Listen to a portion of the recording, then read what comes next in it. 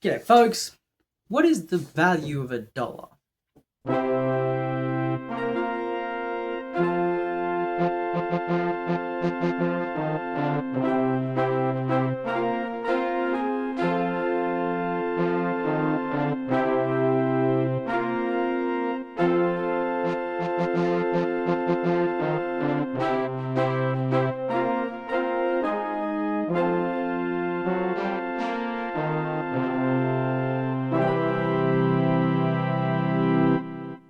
So what's the value of a dollar?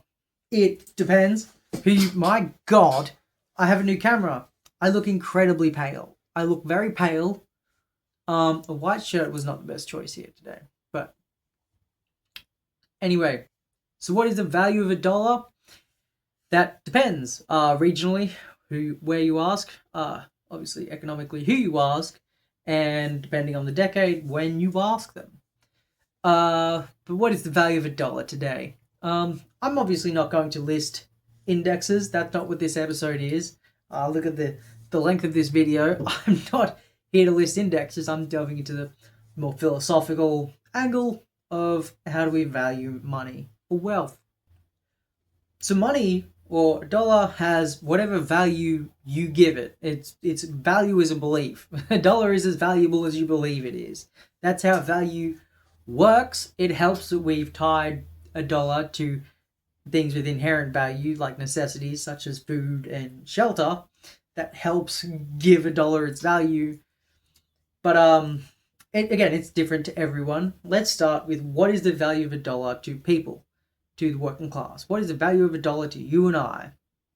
I'm not about to list all the things that you can buy with money. I think it'd be easier for me to list the things you cannot buy with money. So, free time, secure housing, a financially secure relationship, and retirement. Now, I know you think with enough money I can just buy all of those things. That's precisely just a matter of money. I'd say it's more of a matter of fortunes. That's not just money or wealth or a dollar. That is a fortune. Each one of those things requires a fortune on its own. And now, decades past, a lifetime of skilled labor may have gotten you all four of these things.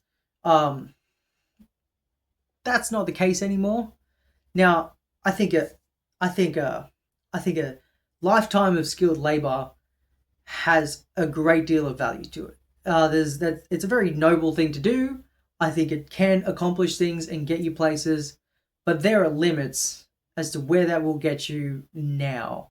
Now, the rat race of chasing these four things and chasing these fortunes is exactly what keeps us going to work. It's what keeps us doing this for a lifetime.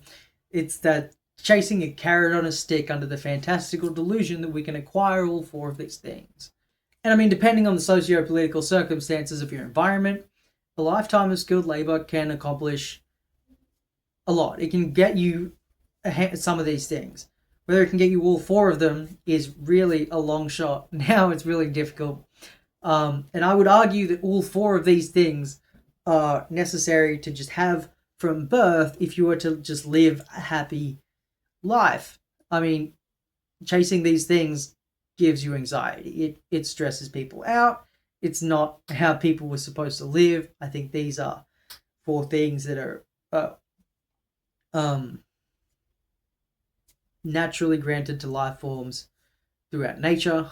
The fact that we've forced ourselves to sort of chase them and work for them has put a certain deal of unnecessary stress on people, and now we've made it like actually difficult to attain.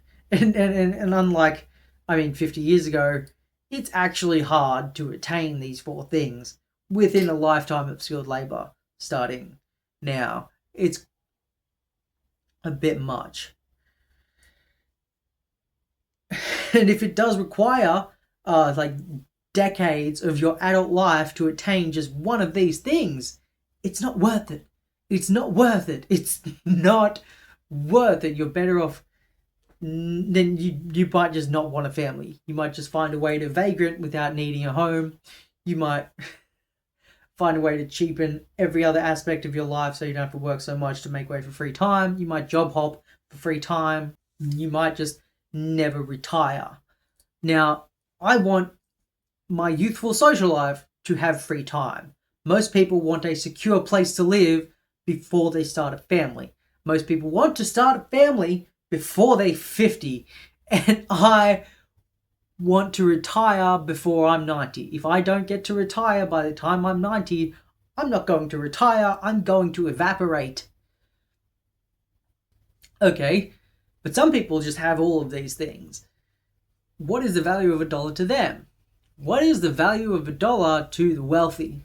Now, the wealthy don't really think in dollars or money or cash. In fact, according to their tax accountants, they don't have any, which might actually be true because they don't hold money or dollars, they hold assets. All the money which wealthy people get, they spend on assets, and then they actually hoard assets. Now, there are many reasons to do this. There are many reasons to just not hold money, to hold assets instead. Tax evasion or avoidance, turning a passive income. Obviously, money sitting in a bank is not going to make as much money as throwing it into a house or a business that's just built to generate money. So yeah, it generates passive income. Spending money on assets generates passive income, and it helps evade tax because it's not technically an income. The point here is the best way to make money is to already have money. So once you essentially accumulate enough more money than you could possibly spend on the rainiest of days, then you just have this pot of wealth that turns into assets, that turns into more wealth. To what end? What is the point? Well, I have a scenario for you. I have a little bit of a hypothetical here. Wealthy people have doomsday bunkers, right? They got these facilities, they got islands, whatever. It's pretty well known that they just throw their money at dumb shit like yachts, and doomsday bunkers is one of them. Luxury doomsday bunkers. It's weird. So let's say for a second they need it. They use it. Natural disaster strikes. We have climate tipping point or an asteroid, or maybe it's just civil upheaval. In other words, people start rejecting the value of money.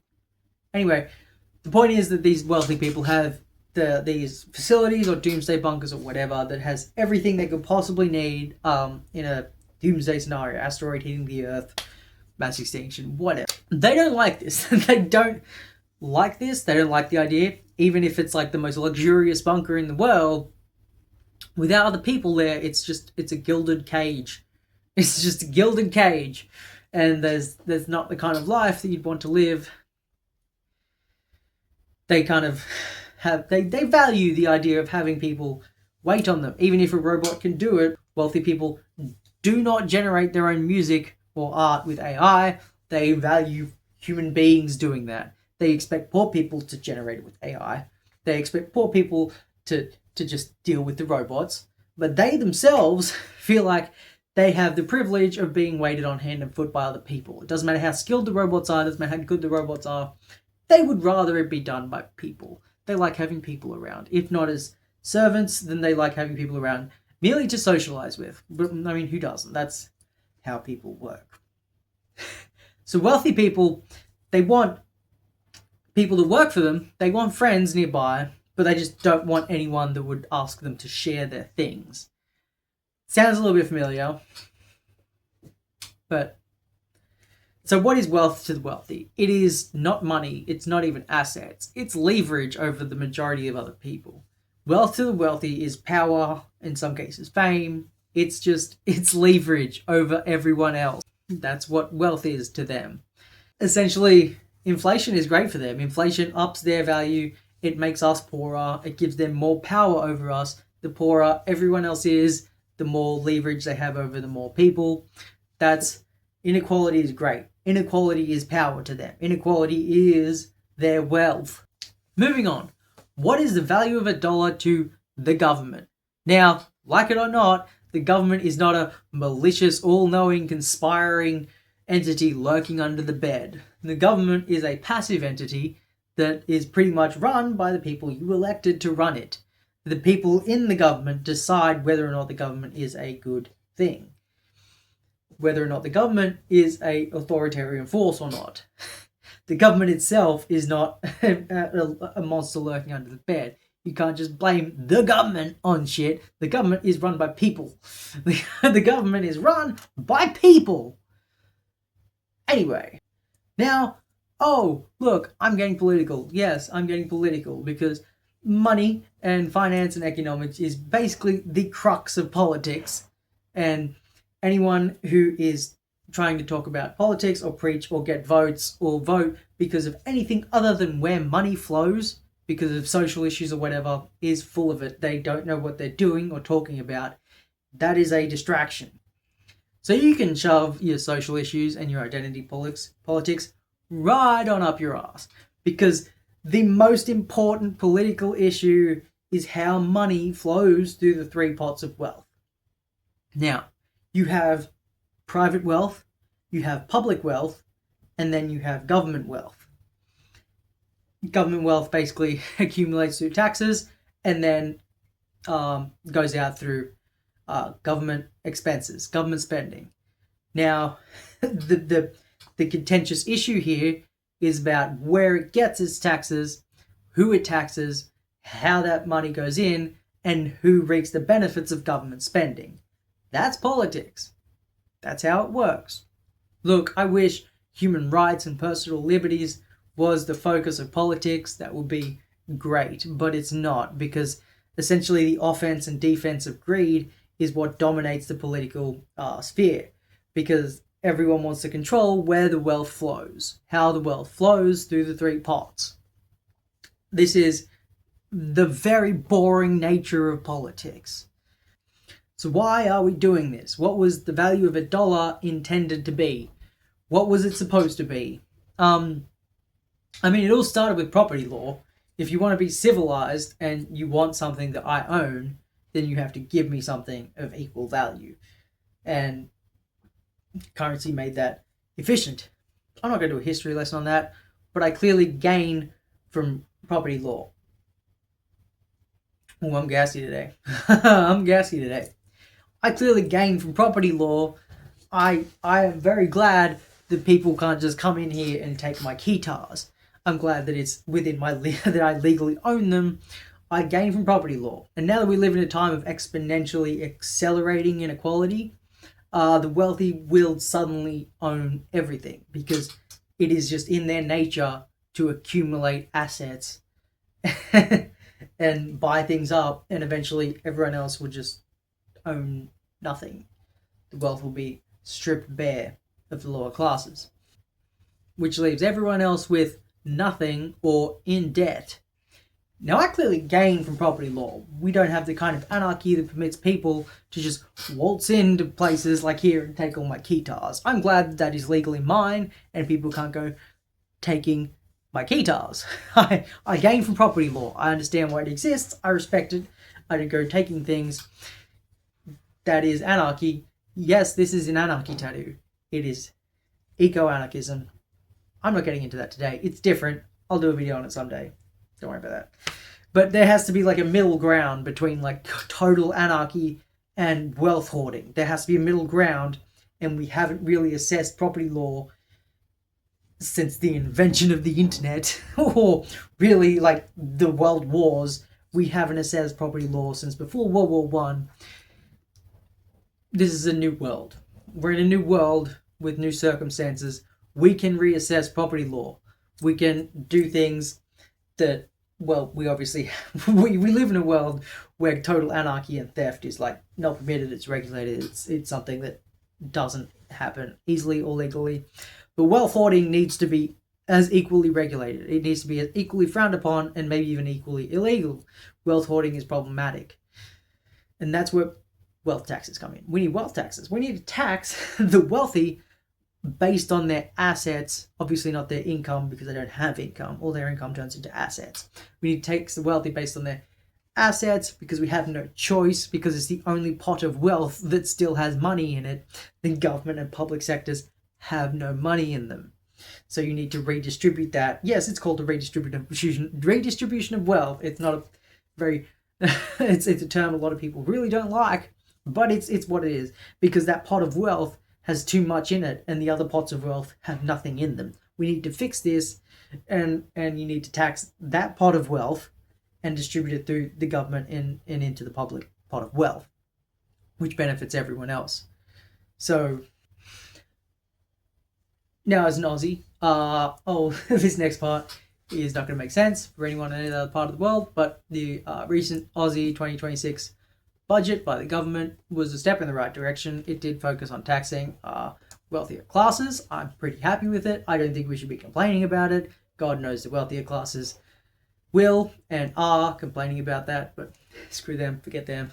It's not important. But since the public and government pots of wealth have just been totally stripped, barren, dry, the politicians talking about economic management are the most boring ones. Obviously, talking about economic management doesn't get you votes, but they're the ones that mean business. They are the ones that are talking realistically. They are the ones that actually want to help. Politicians that are just talking about other people that are different, not because of wealth, but for whatever dumb reason, nationalist, xenophobic, stupid reason, they don't know what they're doing. They're going to cause problems, if not because of incompetence, but because of malice. One of those two things, it will be the reason that they will fail on the economy. They will make inequality worse. They will further strip barren the pots of government and public wealth. Most of them are being paid by the private sector in order to do so. That's why they're there. And it's something you got to look out for. People that are sensationalist politicians are usually full of it, and they're not helpful. Alright, folks, that's all I got for today. Thank you for staying tuned. Thank you for watching, listening. Stay tuned next week for a video very similar to this, kind of coming off of the back of this, called The Value of a Population. It's a working title. It's not going to be called that, but check it out.